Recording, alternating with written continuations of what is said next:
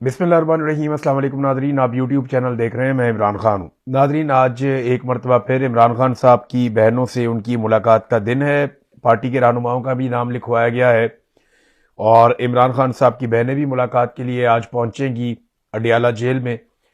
कई महीने हो गए, 7-8 माह हो गए, इमरान खान साहब की कोई मुलाकात किसी से नहीं करवाई जा रही।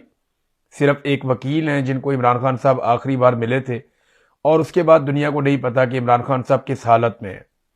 कुछ लोग कहते हैं कि उन्हें जेल से बाहर भी निकाला गया चंद मरतबा, लेकिन किसी ने उन्हें देखा नहीं। और इलाज के लिए तो जेल से बाहर निकाला गया, अस्पताल पहुंचाया गया, लेकिन एक आध बार यह बताया गया कि इमरान खान साहब को जेल से बाहर लाया गया, लेकिन पता नहीं है कि उन्हें कहां ले जाया गया। और यह भी कुछ लोगों ने क्लेम किया कि कुछ लोगों ने इमरान खान साहब से जेल में मुलाकात करने की कोशिश भी की। अब ये चल क्या रहा है, हो क्या रहा है, बाहर कोई नहीं जानता। बहुत जल्दी कोई ना कोई खबर निकल आएगी। हम अपने तौर पे कोशिश करते रहते हैं, इधर उधर जोर लगाते रहते हैं और मुझे उम्मीद है कि जल्दी कोई खबर मिलेगी और मैं आप तक पहुंचाऊंगा। अब इमरान खान साहब की बहनें लगातार जो मुतालबात कर रही हैं वो ये कर रही हैं कि उनके इलाज मुआवजे का बंदोबस्त किया जाए। जो उनके अपने जाती मुआलजीन हैं उनको मुतमईन किया जाए कि इमरान खान साहब को एक्चुअली प्रॉब्लम हुआ क्या। तो ना सिर्फ जाती मुआलजीन को मुतमईन किया जाए बल्कि फैमिली की मुलाकात भी करवाई जाए और फिर उनका जो इलाज है वो बाकायदा अस्पताल के अंदर करवाया जाए जहां पे उनकी फैमिली मुतमईन है। लेकिन ऐसी सहूलियात इमरान खान साहब को दी नहीं जा रही। मैं कपिल देव का इंटरव्यू सुन रहा था तो उन्होंने भी ये बात की। उन्होंने कहा जो जिंदगी इमरान खान ने गुजारी है ना, तो वो हम तसव्वुर भी नहीं कर सकते थे। उसके लाइफ स्टाइल का तो हम सोच भी नहीं सकते थे, लेकिन उस आदमी में कुछ था जो अपने मुल्क के लिए कुछ करना चाहता था। तो केसेस तो जो भी हैं या जो इमरान खान ने किया या जो उनके साथ हुआ वो अलग बात है, लेकिन उनको ऐसा ट्रीटमेंट नहीं होना चाहिए जो इमरान खान के साथ हो रहा है। उन्होंने कहा जी उन्हें ट्रीटमेंट करवाने का, इलाज करवाने का मौका मिलना चाहिए। और ये दुनिया भर में लोग कहते हैं, बहुत सारे लेजेंड क्रिकेटर्स, बहुत सारे बड़े लोग वो ये बात करते हैं बार बार इमरान खान के लिए। तो जितनी आवाज इमरान खान के लिए उठ रही है, आप सोचें एक लम्हे के लिए कि इमरान खान दुनिया के ताकतवर लोगों में से एक आदमी है। इमरान खान वो आदमी है जिसको पूरी दुनिया में लोग जानते हैं। वो आदमी है यानी जिसे यूरोप में, बर्तानिया में, अमेरिका में, ऑस्ट्रेलिया में कहीं पे कोई पहचान की जरूरत नहीं है।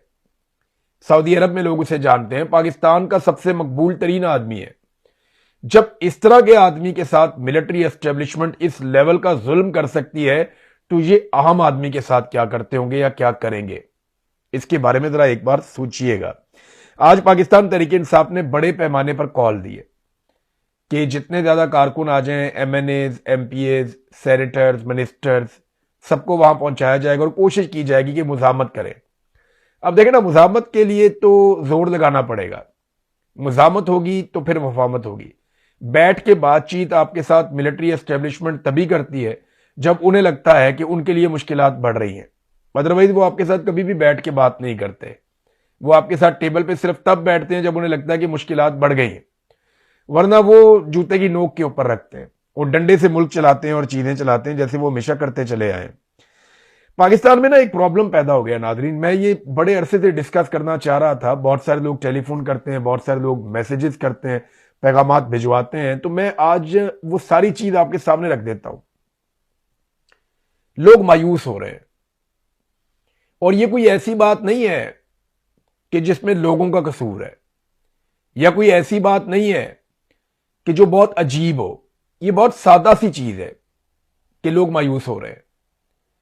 लोग ना लंबी जंग नहीं करना चाहते, लोग जल्दी जल्दी नतीजा हासिल करना चाहते हैं। लोग मुख्तसर लड़ाई के अंदर दिलचस्पी रखते हैं। लोग नहीं चाहते कि लंबी लड़ाई हो। आसाब की लड़ाई जो होती है ना, वो बहुत लंबी होती है। उसमें आपको सब्र चाहिए, आपको इस्तकामत चाहिए, और यही सबसे बड़ा हथियार होता है इस लड़ाई में। अल्लाह रब्बुल इज्जत कुरान पाक में क्या कहते हैं, बार बार क्या तलकीन करते हैं, कितनी मर्तबा सब्र का जिक्र आया कि वो लोग, उनके लिए खुशखबरी है जो सब्र करते हैं। तो जो लोग सब्र करते हैं उनको लंबी लड़ाई भी लड़नी पड़ती है तो वो जीत जाते हैं एक दिन, और जो लोग सब्र नहीं करते वो जल्दी मायूस हो जाते हैं। तो अपने रब की रहमत से मायूस नहीं होना चाहिए, उसकी मदद से मायूस नहीं होना चाहिए। अल्लाह ताला की मदद जरूर आती है उन लोगों के लिए जो लोग साबिर होते हैं। हमें ना छोटी छोटी लड़ाइयों की आदत है, फटाफट नतीजा निकल जाए, यहां गए, ये कार्रवाई डाली, फौरन नतीजा निकल गया। ऐसे नहीं होता। बांग्लादेश में अगर आज इनकलाब आए तो 15 साल तक बांग्लादेश के लोगों ने बर्दाश्त किया, मार खाई, और 15 साल के अंदर वो इस जगह पे पहुंचे कि उन्होंने उखाड़ के फेंक दिया सारा निजाम। यही श्रीलंका में हुआ, यही नेपाल में हुआ। दुनिया में जहां पे भी इनकलाब आता है वो एक दिन में नहीं आता, या कोई तब्दीली आती है वो एक दिन में नहीं आती। पाकिस्तान की मिलिट्री एस्टेब्लिशमेंट के पास जो सबसे बड़ा हथियार है वो क्या है? मायूसी। कि जितनी मायूसी फैलेगी उतने ज्यादा लोग एफर्ट करना बंद कर देंगे, कोशिश करना बंद कर देंगे। तो बहुत सारे ऐसे लोग जो मुझे माजी में बड़े तगड़े दिखाई देते थे, बहुत मुतहर्रिक थे, बड़ा जोर लगाते थे, वो मुझे उनमें से ना मायूसी की बू आई। वो मुझसे बात करते हैं, मुझे महसूस होता है, बल्कि वो खुद ये कहते हैं कि अब तो मायूसी हो रही है, कोई रास्ता निकलना चाहिए। देखिए, आप अपने मकसद को सिर्फ पहचानिए और ये सोचिए कि क्या आप हक पे हैं। अगर आप हक पे हैं तो आप डट जाइए, नतीजा तो अल्लाह रब्बुल इज्जत निकालेगा। इमरान खान क्या कहता था? वो जेल के अंदर बैठा हुआ, वो मायूस नहीं हुआ। वो जेल में बैठा हुआ, उसने हार नहीं मानी। वो जेल में बैठा हुआ, वो डट कर अभी तक खड़ा हुआ कि नहीं, मैं इनका मुकाबला करूंगा, ये मेरी शराइत के ऊपर आएंगे, मैं इनकी शराइत के ऊपर नहीं आऊंगा। ये आसाब की लड़ाई है, ये लंबी चलेगी। अच्छा, इसका मतलब ये नहीं है मायूसी का कि मिलिट्री एस्टेब्लिशमेंट मकबूल हो गई है, या इसका मतलब ये भी नहीं है कि मिलिट्री एस्टेब्लिशमेंट के लाए हुए बंदे मकबूल हो गए हैं। ये जब भी इलेक्शन होगा सारा पाकिस्तान निकलकर एस्टेब्लिशमेंट की मर्जी के खिलाफ ही वोट डालेगा। इसका मतलब ये नहीं है। हां, ये जरूर है कि लोग एफर्ट अपनी थोड़ी सी कम कर देते हैं, जोर लगाना बंद कर देते हैं, क्योंकि लोग मायूस हो जाते हैं। लेकिन लोग अपनी राय नहीं बदलते, ये हम सब जानते हैं। राय लोगों की वही रहती है, जहां उन्हें मौका मिलता है। जैसे ही उम्मीद की कोई किरण आएगी ना, आप देखेंगे लोग कैसे निकलेंगे। जैसे ही थोड़ी सी उम्मीद आएगी, ठंडी हवा चलेगी या कोई एक इंसिडेंट होगा, आप देखिएगा लोग कैसे निकलेंगे और कैसे ताकत पकड़ेंगे। तो जो लोग मायूस हो रहे हैं ना, मेरी उनसे ये गुजारिश है कि आप मायूस ना हो, आप सिर्फ ये सोचें कि आप हक पर हैं। अगर आप हक पर हैं ना, तो आप डट जाएं, जितना लड़ सकते हैं उतना लड़ लें। कोई छोटी बात करता है, कोई बड़ी बात करता है, कोई बहुत बड़ी बात करता है, कोई बात नहीं करता, दुआ कर लेता है। जो जैसे कर सकता है, जितना हिस्सा डाल सकता है वो उतना हिस्सा डाले। मायूस नहीं होना आपने, क्योंकि मायूसी पाकिस्तान की मिलिट्री एस्टेब्लिशमेंट का सबसे बड़ा हथियार है।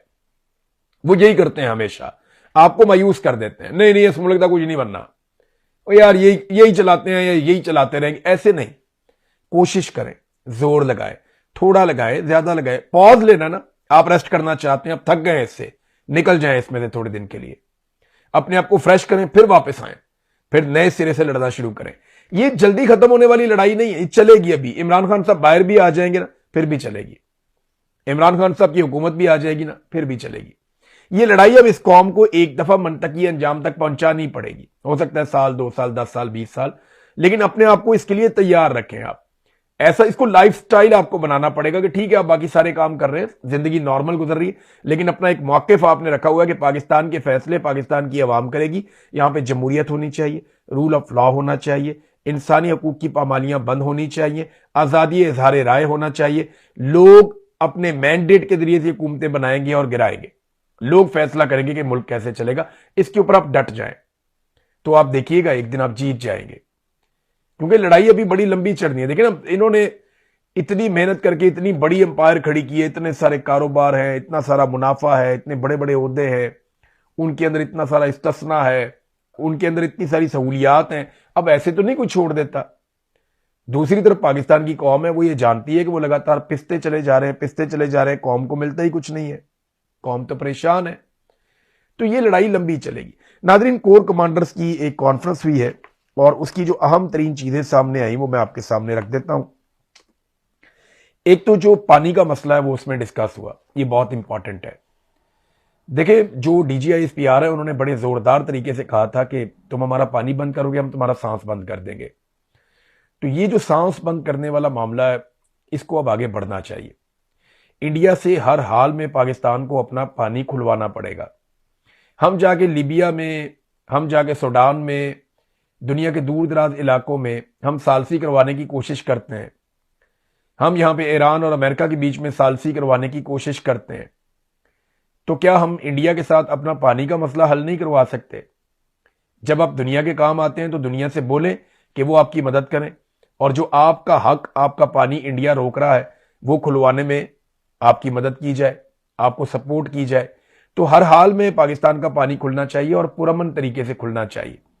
लेकिन पानी का मसला इतना सीरियस है कि अगर इसके ऊपर खुदा ना खास्ता कोई लड़ाई भी लड़नी पड़े तो पाकिस्तान को लड़नी पड़ जाएगी। ये हर पाकिस्तानी जानता है और पाकिस्तान की एस्टेब्लिशमेंट भी जानती है। तो इसके ऊपर अच्छी बात है कि डिस्कशन हुई है, तो मैं उम्मीद करता हूं कि भारत के साथ अब इस मामले पे आगे बढ़ेंगे। कश्मीर के इशू के ऊपर बात हुई, लेकिन यहां पे बात हुई मकबूजा कश्मीर के। भारत वहां पे पाकिस्तान की शारक के ऊपर ये ज्यादती कर रहा है, ये ज्यादती कर रहा है। देखिए, भारत के खिलाफ कभी कश्मीरी इतनी बड़ी तादाद में बरतानिया में नहीं निकले जितनी बड़ी तादाद में पाकिस्तान की एस्टेब्लिशमेंट के फैसलों के खिलाफ कश्मीरी बरतानिया में निकले।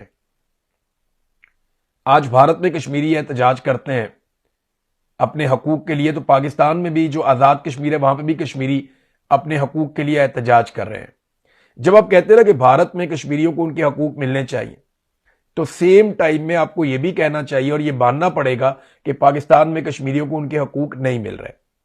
उनके बड़े जायज मुतालबात हैं। वो ये कहते हैं कि हम अपना मैंडेट खुद लेकर आएंगे, हम अपने हुक्मरान खुद चुनेंगे। ऐसा नहीं हो सकता कि आप बाहर से लाकर बंदे हमारे ऊपर मुसल्लत कर दें। और ज्यादातर वही लोग आते हैं जो मिलिट्री एस्टेब्लिशमेंट से चिट लेकर जाते हैं कि जनाब हमें हिस्सा दिया जाएगा। तो जब आप कश्मीर की बात करते हैं, कोर कमांडर कॉन्फ्रेंस में बड़ा संजीदा फोरम है, बहुत बड़ा फोरम है पाकिस्तान का, तो फिर आपको आजाद कश्मीर में भी कश्मीरियों को हक देना चाहिए और देना पड़ेगा। अफगान सरहद दहशतगर्दी का मामला, भारत की मुदाखलत, ये वो सारी चीजें जो पहले भी बातचीत होती रही, तो मेरा नहीं ख्याल कि इसके ऊपर डिस्कशन करनी चाहिए या इसमें कोई ऐसी चीज है जिसपे मैं एनालिसिस करूं। वो खबर के अंदर है, वो आप देख सकते हैं। नाजरीन, रजा डार का मामला, जो इसहाक डार का नवासा है, अली डार का भांजा है, नवाज शरीफ का रिश्तेदार, रजा डार के बारे में पुलिस और शरीफ खानदान के वफादार ये तासुर फैला रहे हैं लगातार कि ये शख्स रेप का हिस्सा नहीं है, यानी जो जिनसी ज्यादती हुई खवातीन के साथ उस ज्यादती का ये शख्स हिस्सा नहीं है, तो बाकी इसका लेन देन का मामला था। देखिए, ये हो नहीं सकता, कानून में इसकी कोई गुंजाइश नहीं है। रजा डार है मरकजी मुलजिम और ये जो कुछ भी हुआ उसका सबसे अहम और मरकजी किरदार रजा डार था। उसी के ऊपर सबसे बड़ी जिम्मेदारी आयद होती है और उसी को सबसे ज्यादा सजा होनी चाहिए। और मैं एक चीज आपको और क्लियर कर लूं कि जिस नौयत का केस है ना, इसमें राजीनामा भी नहीं हो सकता। अगर खवातीन के साथ रजा डार और बाकी लोग राजीनामा भी कर लेते हैं ना, तब भी इन तमाम लोगों को सजा मिलनी ही मिलनी है। यह नहीं हो सकता कि इस तरह के केस में राजीनामा हो जाए।